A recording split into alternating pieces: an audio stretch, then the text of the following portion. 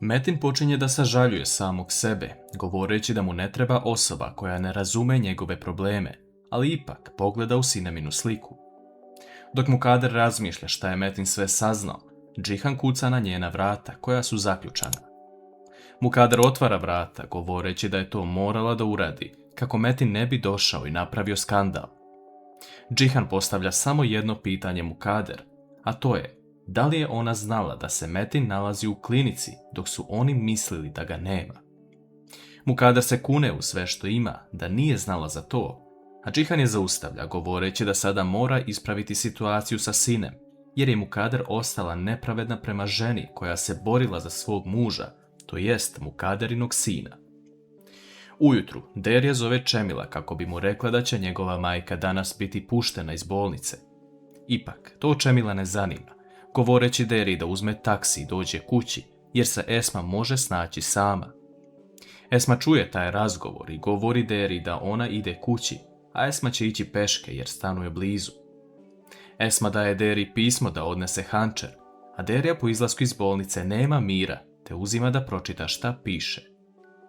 U međuvremenu, Hančer na telefon zove učiteljica Lejla, a Hančer je pita da se nađu samo kako bi popričale, na šta Lejla pristaje.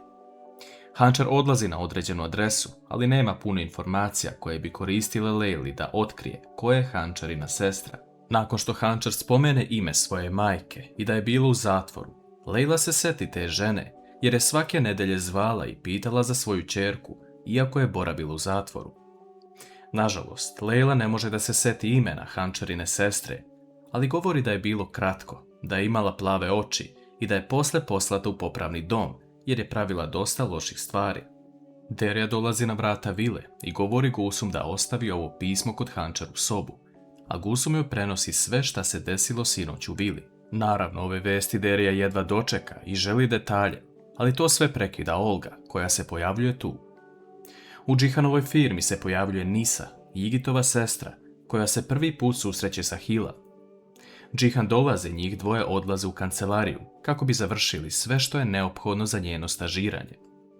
Nisa kasnije odlazi do druge kancelarije, kako bi završila papire, ali tamo sreće Engina, kojem pogled ostaje za Nisom. Da li ovo može biti neka novost u seriji?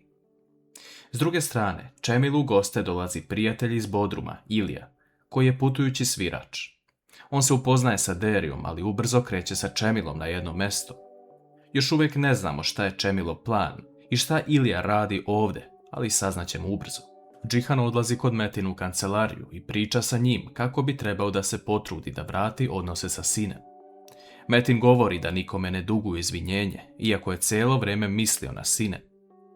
Džihan govori da je sinem dobra žena koja nema iskvareno srce, ali Metin ga pita kako to on ispada krivac u ovakvoj situaciji kada su radili protiv njega. Hančer se vraća kući, a Gusum joj govori da je Derya ostavila jedno pismo u njenoj sobi, a Hančer odmah odlazi da vidi šta je to. Ona vidi da je to pismo od Esme, ali nakon što ga otvori, vidi samo prazan papir, znajući da je ovo oproštajno pismo. Sinem odlazi da popriča sa svojim stricom Duranom, govoreći da njen brak sa Metinom nije kao pre i da je on skroz druga osoba od kada se vratio. Duran želi da bude glas razuma sinem, govoreći da je ipak to njen dugogodišnji muž i nakon povratka nije prošlo mnogo, te da treba još jednom da razmisli. Sinem govori da je dovoljno razmišljala i odlučila da se razvede, ali da će joj trebati svedok. Duran nije za to, znajući kakve će posljedice sve imati sinem ako se razvede od Metina, ali da li će stati na njenu stranu? Na kraju epizode gledamo scenu gdje Esma pognute glave i tužna što se sve ovo dešava, dolazi pred Ertugrulovu kuću. Ona se okreće od vrata, ali u tom trenutku Hančer otvara vrata, govoreći: dobro došla majko. Esma se okreće i vidi Hančer kako stoji sa suzama u očima i njih dve se zagrle plakajući, ali to sve posmatra Sila. Da li je Hančer oprostila Esmi za sve?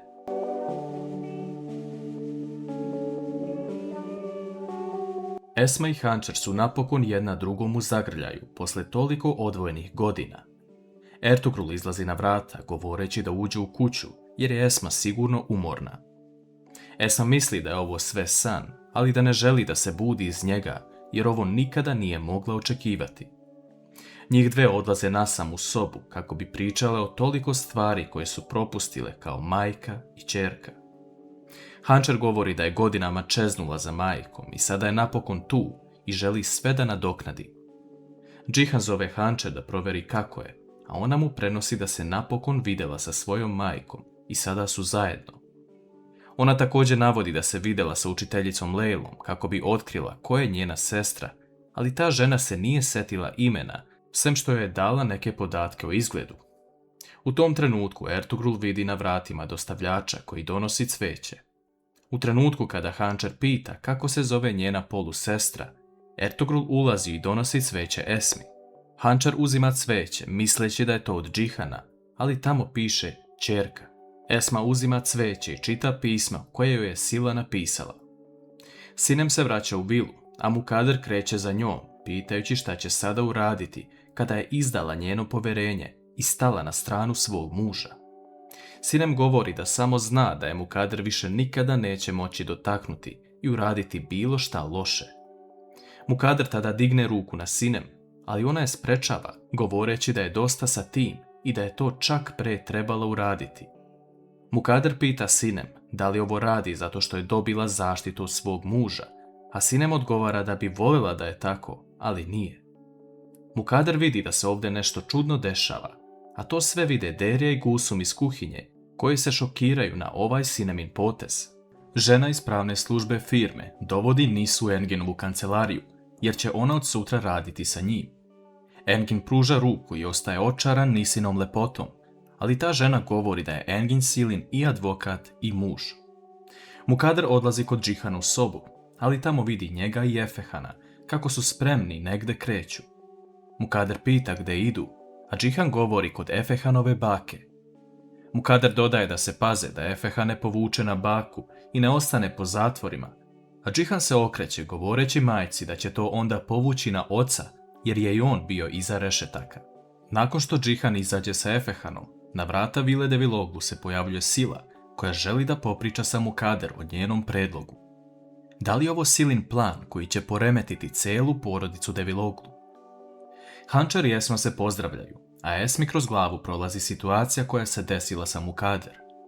Ona govori Hunter da ne dolazi često jer je Esma već bolje, a Hunter kaže da ako je neko proba zaustaviti da se vidi sa majkom, imaće problema sa njom. Hunter izlazi napolje, ali tamo vidi Jihana koji je došao sa Efehanom da iznenade Hunter i Esmu. Jihan se pozdravlja sa Ertugrulom i Alije, dok Hunter nosi Efehana kod Esme u sobu. U tom trenutku Jihan ulazi u sobu i napokon dolazi do upoznavanja njih dvoje. Hunter govori Jihanu da je ovo njena majka Esma, a Jihan ostane šokiran jer ne zna kako da reaguje na ovo. Esma ustaje i gleda Jihana u oči, klimajući glavom da ništa ne uradi, te joj malo pozli. Jihan govori da je dosta posjete za danas, te izlazi napolje. Šta će Jihan sada uraditi kada zna da je Hunterina majka žena zbog koje je on izgubio oca?